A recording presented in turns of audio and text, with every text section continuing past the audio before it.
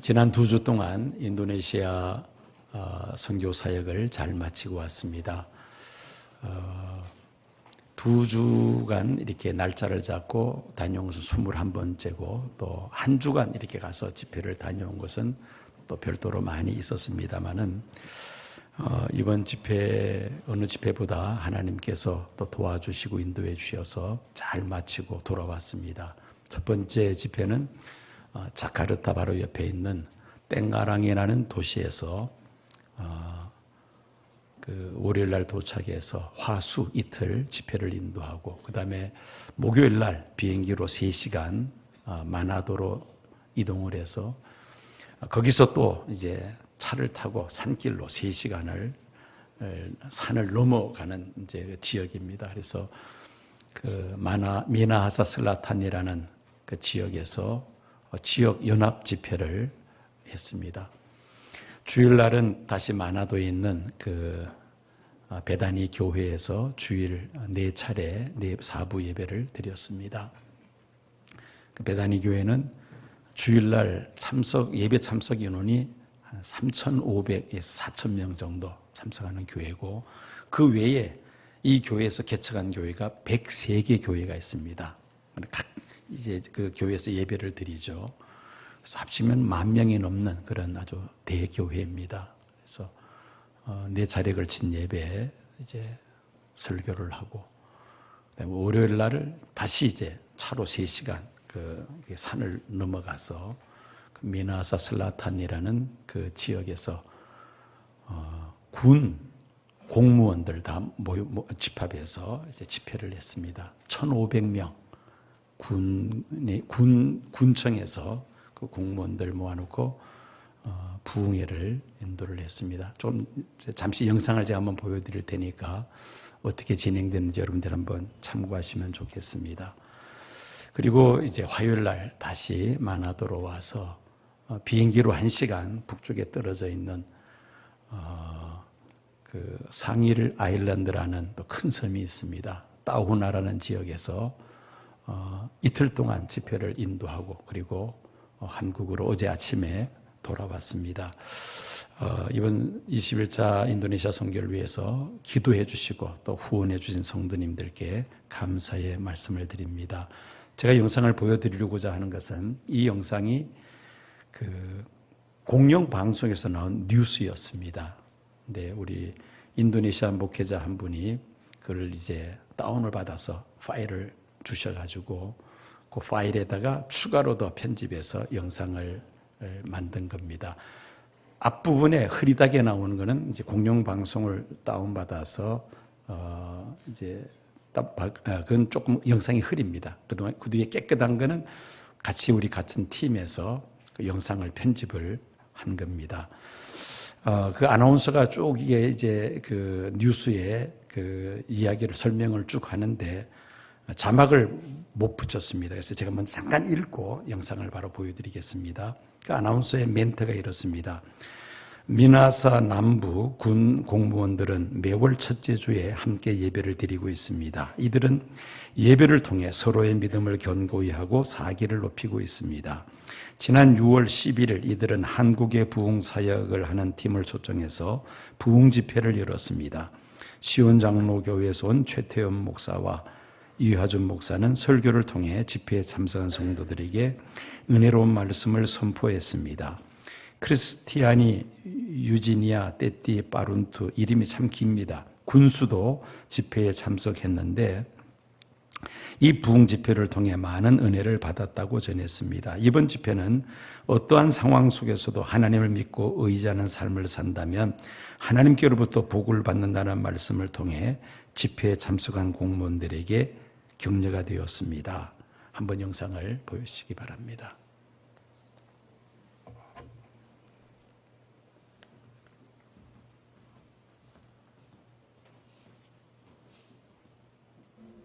Pemerintah Kabupaten Minahasa Selatan setiap awal bulan melaksanakan ibadah bersama untuk memperkuat iman dan menjadi semangat bagi para ASN dan THL untuk terus bekerja dalam melaksanakan tugas dan tanggung jawab.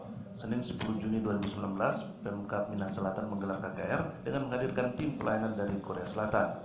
Reverend Choi Tae-hyun yang merupakan senior pastor di Zion Presbyterian Church Korea Selatan bersama Pastor Lee Hwan-jun hadir dan memberkati jemaat lewat firman Tuhan dan mendoakan jemaat yang hadir. Sebelumnya tim Korea Selatan ini telah mengadakan KKR di Kecamatan Sinon Sayang. Bupati Minahasa Selatan Kristiani Eugenia Paruntu merasa bersyukur dan diberkati lewat ibadah KKR ini dan selalu memotivasi para pegawai yang ada di lingkup Pemkab Minahasa Selatan agar selalu mengutamakan Tuhan dalam segala hal. Baru kemudian berkata.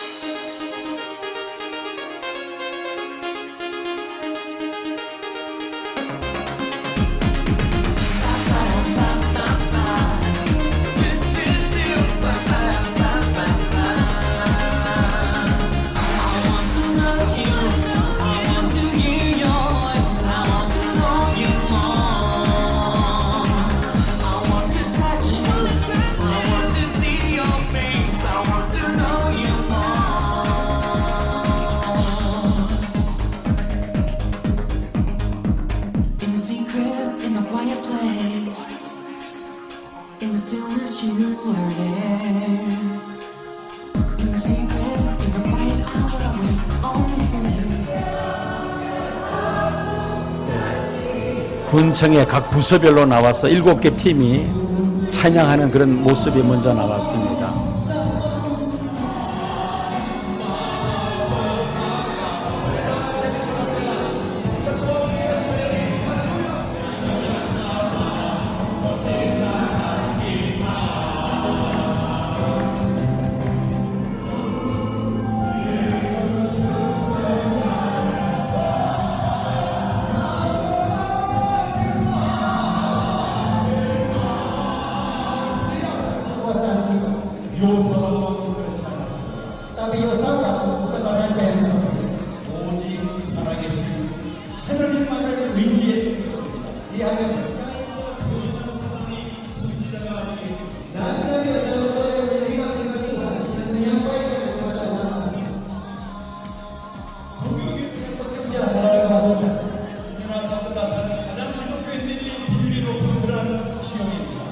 Saya tahu bahwa orang-orang di Minahasa Selatan ini benar-benar percaya pada Yesus.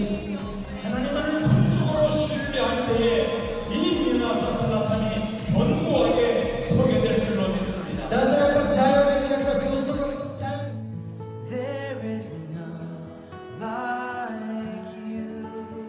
예, 설교를 마치고 이제 안수기도하는 시간입니다. 다들 나와서 기도받는. 저분들이 다 군청의 공무원들입니다.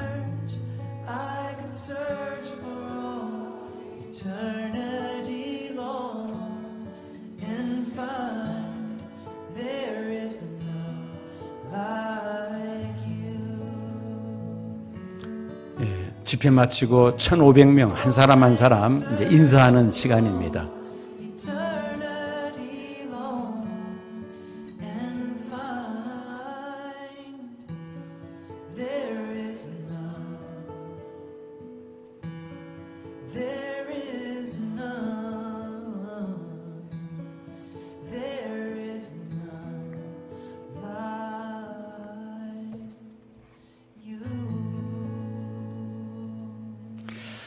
예, 제가 이 영상을 여러분들에게 설교 시간에 보여드리는 이유가 있습니다. 우리가 일반적으로 알기에는 80%에서 85%가 인도네시아 사람들이 이슬람을 믿는 것으로 알고 있습니다. 그런데 방금 여러분들이 보신 바와 같이 그 가운데 특별한 기독교 지역이 있습니다. 몇 군데 되지는 않습니다만은 이 미나사 슬라탄이라는 지역이 지금 가장 그래도 기독교가 순수성을 잃어버리지 않고 또 이슬람이 침투하지 못하도록 애를 쓰는 그런 모습을 볼 수 있었습니다. 작년에도 초청받아서 작년에는 군에 있는 중고등학교 학생들을 전부 다 강당에 모여서 집회를 부흥회를 했었습니다. 그런데 금년에는 공무원들 1,500명을 전부 다 강당에 모아놓고 집회를 하는데 결국 한 사람의 지도자의 영향력입니다. 군수 한 사람의 영향력. 독실한 기독교 신자이면서 공무원들을 이제 다 모아서 은혜를 받게 해달라는 거죠. 그래서 이전 군수도 그렇게 했느냐 물어보니까 이전 군수는 그런 일을 못했대요. 오히려 미신을 섬겼답니다. 그런데 자기가 이제 군수가 되고 난 다음부터 저렇게 매월 한 번씩 모여서 예배를 드린다는 겁니다. 근데 이날은 이제 부흥회로 그렇게 시간을 구분해서 집회를 인도를 했습니다. 다른 인도네시아 다른 지역에서는 상상할 수도 없는 일인데 이 지역에서 이런 일이 있다는 것은 참 하나님 앞에 감사한 일이고 결국 이 지역은 이슬람이 이제 파고 들어오지 못하도록 그렇게 군수 한 사람이 저렇게 노력하는 모습을 보았습니다. 내년에도 또 집회 약속을 이제 받았고 이분이 이제 곧 다음에 도지사로 이제 지원을 한답니다. 근데 인도네시아 목회자 말로는 가장 강력한 후보자로 그렇게 되어 있고 여동생이 의사인데 자기 여동생이 자기 뒤를 이어서 아마 그 군수로 출마할 것이다. 더 놀라운 것은 아들이 하나 있는데 25살이에요. 이번에 인도네시아 국회의원으로 당선이 됐습니다. 아주 신앙이 좋은 청년이라는 말을 들었는데 어쨌든 이제 저런 분들이 이렇게 이슬람이 아주 강력한 그런 인도네시아에서 어쨌든 믿음으로 정치를 하려고 애를 쓰는 이제 그런 모습을 보면서 참 희망이 있구나 하는 그런 생각을 가졌습니다. 하나님께서 인도네시아 집회 지난 20년 동안 해왔는데 여기까지 이제 인도해 주셨습니다. 앞으로 어떻게까지 인도해 주실지는 이제 두고 봐야 알겠습니다만은 제가 20년 동안 많은 집회를 했습니다만은 방금 보여드린 영상이 아마 가장 이제 큰 집회였던 것 같습니다. 성도님들 위해서 기도해 주시고 또 여러 가지로 협조해 주셔서 감사의 말씀을 드립니다.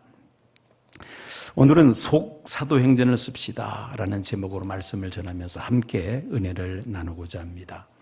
사도행전은 영어로 Acts of Apostles라고 되어 있습니다. 영어로 Acts는 행적이라는 뜻이고 그 다음에 Apostles는 사도들이라는 뜻입니다. 사도들의 행적, 우리말로 사도행전이라 그렇게 제목이 되어 있습니다.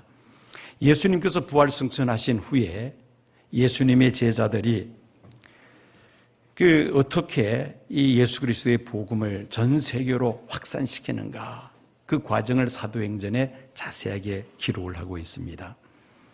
예루살렘에 있는 마가의 다락방에서 전혀 기도에 힘쓰던 120명의 제자들이 성령의 충만하심을 받죠. 그리고 그들이 나가서 복음을 전하기를 시작합니다. 예루살렘 교회가 탄생될 뿐 아니라 온 유대와 사마리아까지 복음이 전파되고 심지어 이방 나라에서는 안디옥 교회를 모태로 해서 아시아와 유럽으로 교회들이 확산이 됩니다. 기독교 초기에 많은 핍박과 박해가 있었음에도 불구하고 사도들을 통하여 예수 그리스도의 복음은 힘있게 확장이 됩니다.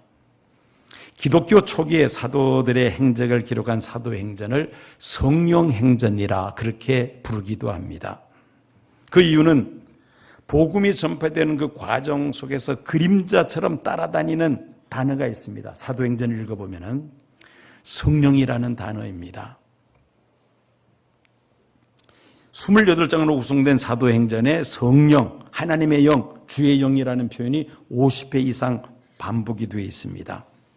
끝으로 볼 때는 사도들이 그 박해 속에서 복음을 전하는 과정을 사도행전에 자세하게 기록을 하고 있습니다만은 좀 더 자세히 우리가 들어가 보면은 성령께서 늘 함께 하셨다는 것을 우리가 발견할 수 있습니다. 복음을 능력 있고 권세 있게 전할 수 있었던 것은 사도들에게 성령께서 함께 하셨기 때문이었습니다. 그래서 사도행전을 성령행전이라 그렇게 부르기도 합니다. 우리가 사도행전을 통해서 발견하게 되는 것은 복음이 전파되는 과정에서 사도들은 도구로 사용이 되어졌고 그 복음을 전하는 일의 주체는 성령 하나님이시라는 것입니다. 오늘이 삼위일체의 주일입니다. 성부 하나님, 성령 하나님, 그리고 성자 하나님 예수님, 각기 하나님이시면서도 하나이신 하나님, 그래서 삼위일체라 부릅니다. 성령님이 하나님이시라는 것입니다. 성령님께서 복음이 전파될 때에 주도적인 역할을 하신다는 그런 말씀입니다. 전도의 주체가 사람이 아니라 성령님이시라는 것이죠. 복음을 전하는 것은 사람의 힘으로만 되는 것이 아니고 성령님의 주권 하에서 이루어지는 것이라는 말씀입니다. 그 실례를 오늘 본문 말씀을 통해서 살펴보고자 합니다. 오늘 본문은 안디옥 교회가 바울과 바나바를 선교사로 파송하는 그 과정을 기록을 하고 있습니다. 이는 기독교 역사상 최초로 안디옥 교회가 해외 선교사를 파송하는 그런 역사적 사건이었습니다.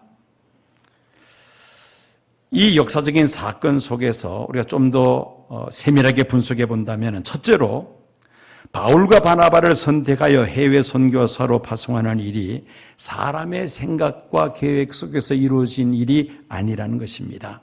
전적으로 성령의 주도하에서 이루어진 사건이었습니다. 2절 말씀 보시기 바랍니다. 주를 섬겨 금식할 때에 성령이 이르시되 내가 불러 시키는 일을 위하여 바나바와 사울을 따로 세우라 하시니, 바울과 바나바가 선교사로 파송된 것이 바울의 어떤 계획과 생각에 의해서 된 것이 아니라는 말입니다. 안디옥 교회가 주도적으로 일을 한 것도 아니었습니다. 성령께서 하신 일이었다는 말씀입니다. 선교사를 파송하는 일과 누가 선교사로 가야 하는가, 이 문제에 대해서 누가 주도하느냐? 성령님께서 주도하신다는 것입니다. 사실 당시에 바울과 바나바는 안디옥 교회에서 없어서는 안 될 그런 중요한 역할을 하고 있었습니다.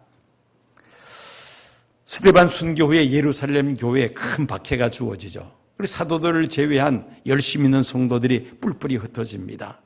흩어지면서 온 유대와 사마리아에 복음이 확산이 되죠. 이것이 이제 국경을 넘어 시리아까지 확산이 됩니다.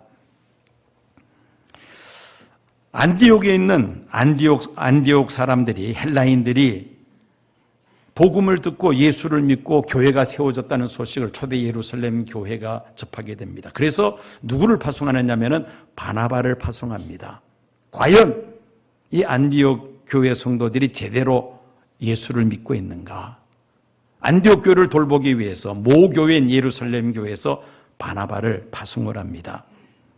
바나바는 당시에 개종하여 새 사람으로 거듭나 다소에 머물고 있는 사울이라고 하는 바울을 데리고 오죠. 두 사람이 이 안디옥 교회에서 하나님의 말씀을 가르칩니다. 그러면서 안디옥 교회가 크게 부흥을 하죠. 안디옥 교회가 한창 부흥하고 있는 상황에서 목회자인 바울과 바나바를 선교사로 파송한다는 것 결코 쉬운 일이 아니었을 것입니다.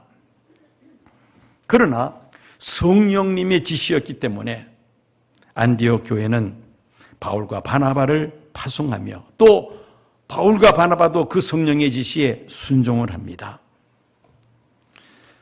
바울과 바나바가 안디옥 교회 해외 선교사로 첫 번째로 파송이 된 것은 성령님의 주권하에서 이루어진 일이라는 것입니다. 두 번째로 어느 지역에 가서 복음을 전할 것인가에 대해서도 성령께서 주도하십니다. 사도행전 13장 4절 5절 보면은 두 사람이 성령의 보내심을 받아 실루기아에 내려가 거기서 배 타고 구브로에 가서 살라미에 이르러 하나님의 말씀을 유대인의 여러 회당에서 전할새 요한을 수행원으로 두었더라.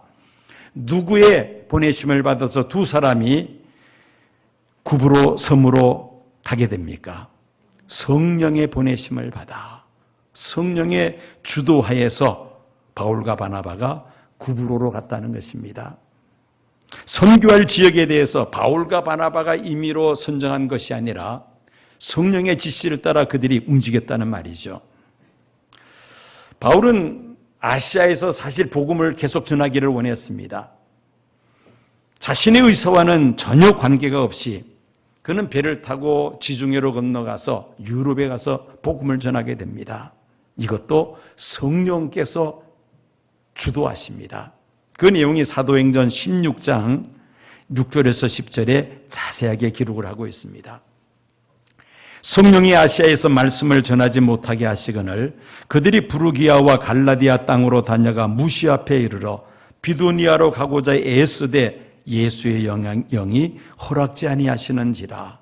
무시아를 지나 드로아로 내려갔는데 밤에 환상이 바울에게 보이니 마게도냐 사람 하나가 서서 그에게 청하여 이르되 마게도냐로 건너와서 우리를 도우라 하거늘 바울이 그 환상을 보았을 때 우리가 곧 마게도냐로 떠나기를 힘쓰니 이는 하나님이 저 사람들에게 복음을 전하라고 우리를 부르신 줄로 인정함이라. 바울의 생각과는 전혀 다른 지역으로 가서 복음을 전한 것은 전적으로 성령의 인도하심을 따라 이루어진 일이라는 말씀입니다. 복음을 전하는 일은 하나님께서 가장 관심을 가지시는 일이기에 성령 하나님께서 주관하신다는 말씀입니다. 세 번째로 복음을 전하는 과정에서도 전도를 받는 사람에게 성령께서 친히 역사하셔서 그 마음을 감동시키시고 복음을 받아들이게 하십니다. 뿐만 아니라 대적하는 자들은 성령님께서 저들을 물리치시는 그런 내용까지 우리가 사도행전에서 발견할 수 있습니다. 바울이 지중해를 건너 도착한 곳이 바로 빌립보라는 지역이었죠. 그 빌립보에서 바울이 복음을 전할 때 자주장사 루디아라는 사람이 바울이 전하는 복음을 듣고 예수를 믿게 되고 그 루디아의 집에서 유럽 최초의 교회 빌립보 교회가 개척이 됩니다. 그런데 사도행전 16장 14절 15절 말씀 보면은 이 일이 성령의 주도하에서 이루어진 일임을 기록하고 있습니다. 두아데라시에 있는 자색 옷감 장사로서 하나님을 섬기는 루디아라 하는 한 여자가 말을 듣고 있을 때에 주께서 그 마음을 열어 바울의 말을 따르게 하신지라. 주께서 그 마음의 문을 열어 바울의 말을 따르게 하신지라. 성령님께서 마음의 문을 여시니까 바울이 전하는 복음을 받아들이고 그리고 그 집에서 교회가 탄생이 됩니다. 성령의 주도하에서 이루어졌다는 겁니다. 심지어 사도행전 13장 48절 보면은 이방인이 듣고 기뻐하여 하나님의 말씀을 찬송하며 영생을 주시기로 작정된 자는 다 믿더라. 영생을 주시기로 작정된 자는 다 믿더라. 구원하시기로 작정된 사람들은 다 성령의 감동을 받아 예수를 구주로 영접했다는 것입니다. 물론 바울이 정말 열심히 복음을 전했습니다마는 그 복음을 듣는 사람들이 듣고 믿게 된 것은 성령의 감동으로 말미암아 이루어졌다는 것입니다. 바울이 안디옥 교회에 파송을 받아 처음으로 복음을 전한 곳이 구브로의 바보라는 지역이었습니다. 바울이 이 구브로 섬에 총독에게 복음을 전하죠. 그런데 그때 회방하는 사람이 나타납니다. 박수무당 엘루마라는 사람이 이 총독이 바울이 전하는 복음을 받지 못하도록 회방을 놓습니다. 이 엘루마는 유태인으로서 거짓 선지자요 마술사이기도 했습니다. 이 마술사가 총독으로 하여금 복음을 받아들이지 못하도록 회방하고 있을 때에 바울이 성령이 충만하여 이 마술사를 저주합니다. 그러자 이 마술사가 눈이 멀어버리고 맙니다. 그리고 이 총독은 바울이 전하는 복음을 그대로 받아들이고 예수를 믿게 되죠. 자, 이렇게 복음을 전하지 못하도록 회방하는 어둠의 세력도 성령께서 제거해 주심으로 인하여 바울이 총독에게 복음을 전할 수 있었다는 것입니다. 자, 그러므로 누가 복음을 전할 것인가, 누가 선교사로 나갈 것인가, 이 선정하는 일이 사람의 생각과 계획이 되는 일이 아닙니다. 성령님께서 주도적으로 일을 진행을 하시고, 어디 가서 복음을 전할 것인가 역시 성령의 주권하에서 결정이 됩니다. 그 복음을 듣고 받아들이는 것도 성령께서 역사하심으로, 그들의 마음을 감동하심으로 마음의 문을 열고 회개하고 예수를 구주로 영접하게 됩니다. 회방하는 사탄의 세력까지도 성령께서 물리쳐 주십니다. 결론적으로 말씀드린다면은 하나님의 복음을 전할 때 이 모든 일을 주도하는 분은 누구시라는 것입니까? 성령 하나님이시라는 것입니다. 그러면 전도하고자 할 때, 복음을 전하고자 할 때 성령의 인도하심을 받기 위해서 우리가 어떻게 해야만 합니까? 안디옥 교회가 기독교 역사에서 첫 번째 해외 선교사를 어떻게 파송하게 되었는지 본문을 살펴보면 그 해답을 발견할 수 있습니다. 2절 말씀을 우리 다 같이 함께 다시 한번 보도록 하겠습니다. 다 같이 읽겠습니다. 주를 섬겨 금식할 때에 성령이 이르시되 내가 불러 시키는 일을 위하여 바나바와 사울을 따로 세우라 하시니, 안디옥 교회가 금식하며 기도할 때 성령님의 인도하심을 받아 바울과 바나바를 해외 선교사로 파송을 합니다. 금식하며 기도할 때에 성령의 인도하심을 안디옥 교회가 받을 수 있었다는 것입니다. 황해도 신천에 있는 장계교회 오명신 집사라고 있습니다. 오래전 옛날 이야기입니다. 예수를 믿고 교회 다닌다는 이유로 남편으로부터 심한 박해를 받습니다. 남편에게 매를 수없이 맞았으며 여러 번 집에서 쫓겨나기도 하고 성경 찬송가를 빼앗겨 불에 태워지기도 했습니다. 그러나 이 오집사님은 남편을 포기하지 않습니다. 그 영혼 구원을 위하여 계속해서 눈물로 기도했습니다. 어느 날 술에 취한 채 집에 돌아온 남편이 아내가 교회 부흥회 갔다는 이야기를 듣고는 교회로 쫓아갔습니다. 예배당 안이 이 조명이 밝지 못한 거로 뒤에서 볼 때에 자기 아내처럼 보이는 사람을 뒤로 가서 머리채를 낚아채고는 바깥으로 끌고 나가서 실컷 두들겨 팼습니다. 그런데 정신을 차리고 보니까 자기 아내가 아니라 면장 부인이었어요. 큰일 났습니다. 면장 부인을 머리채를 낚아채고 바깥으로 끌고 나서 두들겨 팼으니까 이제 그 보를 어떻게 감당해야만 하겠습니까? 겁에 질린 그는 살려달라고 애원을 합니다. 이 면장 부인인 집사는 두 가지만 하면은 감옥에 보내지 않고 살려주겠다라고 그렇게 말을 합니다. 앞으로 오집사를 절대로 때리지 말라. 두 번째는 함께 교회 나와서 예수 믿어야 된다. 뭐 선택의 여지가 없잖아요. 면장 부인을 두들겨 팼으니까 그 죄값을 받으려면은 아주 참 감옥에 갇힐 수밖에 없는 상황인데 그렇게 하겠다고. 그러면서 그 이후로부터는 더 이상 아내를 괴롭히지 않았고, 그리고 교회로 나와서 예수 믿고 그 교회 집사까지 되었다는 것입니다. 여러분, 눈물의 기도가 이런 놀라운 변화의 역사가 일어나게 된 줄로 믿습니다. 기도는 만사를 변화시킵니다.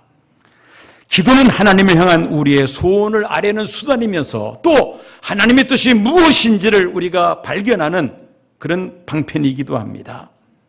안디옥 교회가 금식하면서 간절히 기도하며 하나님의 뜻을 찾을 때에 성령님께서 지시하십니다. 바울과 바나바를 선교사로 파송할 것을 지시하셨던 것입니다. 하나님께서 원하시는 곳으로 보내실 것을 말씀하십니다.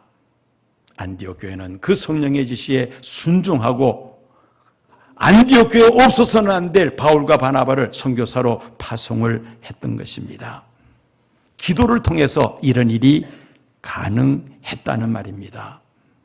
여러분, 기도에 대해서는 예수님께서도 우리에게 모범을 보여주셨습니다. 마가복음 1장 35절 보면은 새벽 아직도 밝기 전에 예수께서 일어나 한적한 곳으로 가서 거기서 기도하시더니, 지금 어떤 상황에서 예수님께서 새벽에 한적한 곳에 가서 기도하셨습니까? 예수님께서 이제 3년간의 공생애를 시작하시면서 제일 먼저 갈릴리로 가시죠. 그리고 회당에 들어서 복음을 전합니다. 많은 사람들이 예수님께 몰려듭니다. 그들을 고쳐주시고 병자들을 치유해 주시고 귀신을 쫓아내시면서 하루 종일 피곤하고 지친 몸일 텐데, 그 다음날 새벽 미명에 일어나서 예수님은 한적한 곳에 가셔서 기도하십니다. 예수님은 공생애를 시작하시면서도 하시기 직전에 광야에 가서 40일 동안을 금식 기도하시죠. 그리고는 공생애가 시작이 됩니다. 12명의 제자를 부르실 때도 그 전날 산에 올라가서 밤이 맞도록 기도하시고, 그리고 그 다음날 12명의 제자들을 부르십니다. 성경에 예수님께서 기도하신 그 모습들은 여러 곳에서 우리가 발견할 수가 있습니다. 마지막에는 예수님께서 골고다 산에서 십자가에 달려 돌아가시기 전날 밤에 겟세마네 동산에 오르셔서 밤이 맞도록 기도를 하시죠. 그리고 산에서 내려오셔서 체포되시고, 그리고는 예수님께서 십자가에 달려 돌아가십니다. 예수님의 능력의 원천은 바로 이 기도였다는 것입니다. 하나님이신 예수님께서 뭘 그렇게 기도를 하셔야만 됐는가? 우리 짧은 생각으로는 그렇게 생각해 볼 수도 있겠습니다만은, 하나님이신 예수님께서도 이렇게 기도에 힘쓰셨다는 것입니다. 기도 없는 예수님의 사역, 우리가 상상할 수가 없다는 말입니다. 하나님의 도구로 쓰임받고자 한다면 우리들도 기도해야 할 줄로 믿습니다. 특별히 복음 전하는 일을 위해서 우리가 도구로 쓰임받기를 원한다면 기도해야 합니다. 그리고 성령의 인도하심을 구해야 할 줄로 믿습니다. 어느 교회에 기도를 많이 하고 전도도 많이 하는 권사님이 한 분이 계셨습니다. 하루도 빠짐없이 교회에 나와서 새벽 기도를 하시는 분인데, 요리 솜씨도 아주 뛰어났습니다. 특별히 이 권사님의 장맛, 집에서 만드는 그 장맛이 아주 기가 막혔다고 합니다. 하루는 이제 저녁 식사 준비를 한창 하고 있는데 갑자기 머릿속에서 어느 한 분이 머릿속에 떠올랐습니다. 그러면서 마음에 음성이 들리는데, 지금 가서 전도해라, 지금 가서 구원해라, 그런 음성이 들리는 겁니다. 이 권사님은, 하나님, 제가 지금 저녁 준비를 하고 있는데 왜 지금 꼭 가야만 합니까? 또다시 음성이 들립니다. 그래도 지금 가라, 지금 가라. 그래서 저녁 식사 준비를 하다가 그만 중단하고는 그 집으로 달려갔습니다. 방문해 보니까 그 집 가장의 신발과 그 집 어린 아이의 신발 두 켤레가 나란히 놓여 있습니다. 사람이 있으려니 하고 문을 두들겼는데 사람이 나오지를 않습니다. 분명히 신발은 있는데 사람은 나오지 않으니까 계속해서 나올 때까지 문을 두드렸습니다. 한참 있다가 문을 열어주는데, 왜 빨리 문을 안 열고 이렇게 문을 늦게 열어주느냐고 그 가장의 그 집 주인에게 이야기했더니만은 참 가슴 아픈 사연이 있었습니다. 그 집 남편이 부인을 무척 사랑했는데 그만 이 부인이 춤바람에 나가지고는 가출해버리고 말았습니다. 남편은 혹시라도 돌아올까 싶어서 기다렸습니다마는 기다려도 아내가 돌아오지 않자 그만 세상 살맛을 잃어버리고 말았습니다. 그리고 어린 아들과 함께 죽기로 결심하고 그날 죽으려고 방 안에서 준비하고 있는데 계속 문 두드리는 소리가 났다는 겁니다.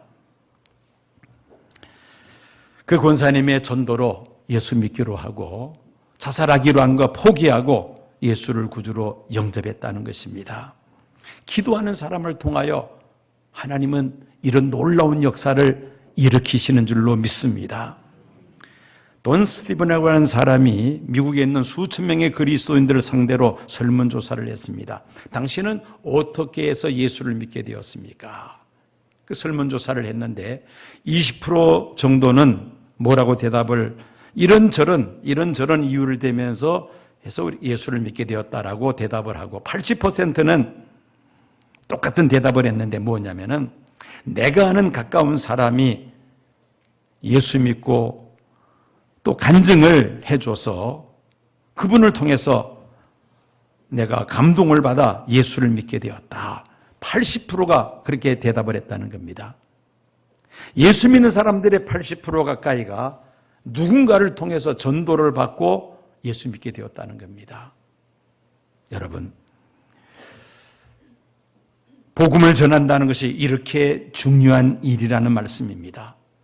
2000년 기독교 역사 속에서 이 복음 전파의 역사는 과거에도 진행이 됐었고 지금도 진행되고 있습니다. 복음이 땅끝까지 전파되면 예수님 다시 오셔서 영원한 하나님 나라를 이루실 것을 예수님께서 약속하셨죠.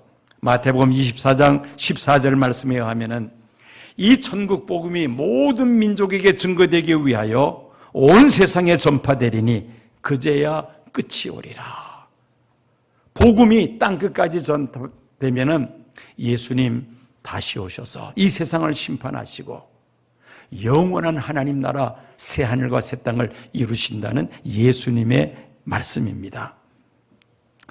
하나님은 전도에 미련한 방법으로 택하신 자들을 죽어가는 인생들을 구원하시기를 원하신다고 말씀하고 있습니다.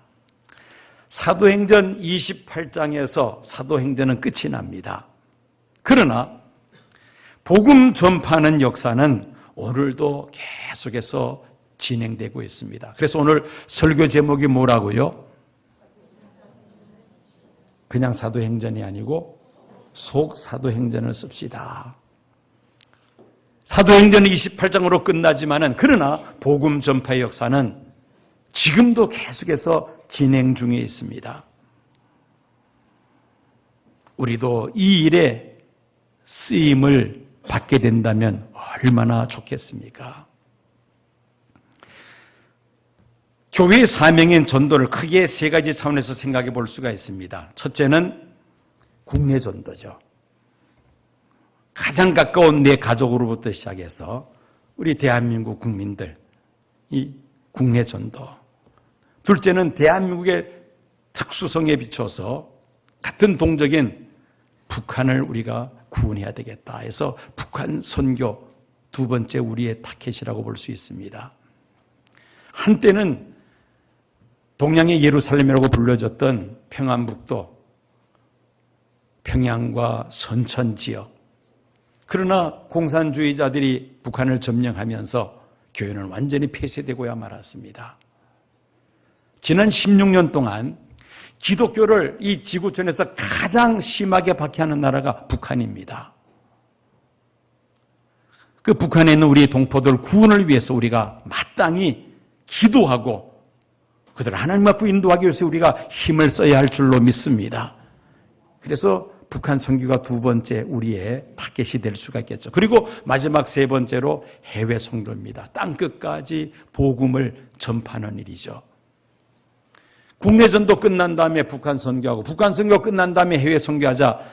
그러다 보면 해외 선교는 할 수가 없습니다. 이 세 가지를 우리가 동시적으로, 동시다발적으로 우리가 하나님께서 문을 열어주시는 대로 우리가 이 일을 해야 할 줄로 믿습니다. 저는 2000년에 처음 인도네시아에 발을 디뎠습니다. 그 전에 1999년에 수도원을 방문했던 인도네시아 목회자 몇 분이 인도네시아에 집회를 해달라고 우리 돌아가신 올로 목사님에게 부탁을 드렸어요. 2000년에도 또 부탁을 드렸는데 두 번 다 너무나도 그 당시 바쁘셔서 인도네시아까지 못 가시겠다고 말씀하시고 저더러 최 목사가 가라고 해서 2000년에 제가 처음으로 인도네시아에 발을 디뎠습니다. 20년 동안 많은 지역을 순회하면서 복음을 전했습니다. 그러다가 이번에 영상에 보여드린 것처럼 저런 집회도 이번에 하게 되었습니다. 저는 이번 집회를 하면서 그런 생각을 가졌습니다. 이 모든 일들이 성령님께서 하시는 일이구나. 하나님께서 이 모든 일들을 진행하시는구나. 인간의 힘으로 어떻게 이런 일을 할 수가 있어요? 전혀 불가능하죠. 할 수가 없습니다. 그러나 이 모든 일의 주체가 누구십니까? 사람이 아닙니다. 성령 하나님께서 주도하시는 일이죠. 문제는 우리가 성령 하나님께서 우리에게 무엇을 원하고 계시는가, 그걸 우리가 바로 알아야 되겠다는 것입니다. 그냥 인간적인 생각을 가지고 따질 것이 아니라 정말 하나님 앞에 기도하면서 내가 무슨 일을 해야겠는가, 복음을 전하기 위해서 내가 해야 할 일이 무엇인가, 우리 시온교회가 해야 할 일이 무엇인가, 하나님 앞에 기도하면서 조심조심 우리가 한 발짝 내디딜 때에 이 모든 일의 주권자가 되시는 성령 하나님께서 우리의 발걸음을 인도하시고 하나님께서 영광을 받으실 줄로 믿습니다. 복음 전하는 일의 주도자는 성령님이십니다. 결코 사람이 아닙니다. 안디옥 교회도 아니었습니다. 성령님께서 지시하시고 성령님께서 감동시키시고 회방하는 자들을 성령님께서 그들을 정리해 주시고, 그러면서 하나님의 복음은 오늘날 여기까지 전파가 되었습니다. 앞으로도 계속해서 예수 그리스도의 복음은 증거될 것입니다. 어디까지? 땅끝까지 전파될 것입니다. 그리고 예수님 다시 오셔서 하나님 나라를 완성하실 것입니다. 주님 다시 오심으로 이루어질 그 하나님 나라를 소망하면서 가장 가까운 내 가정으로부터 시작해서 이 지역 사회와 저 북녘 땅과 그리고 땅끝에 이르기까지 성령 하나님의 도구로 쓰임받는 성도님들 되시기를 축원합니다.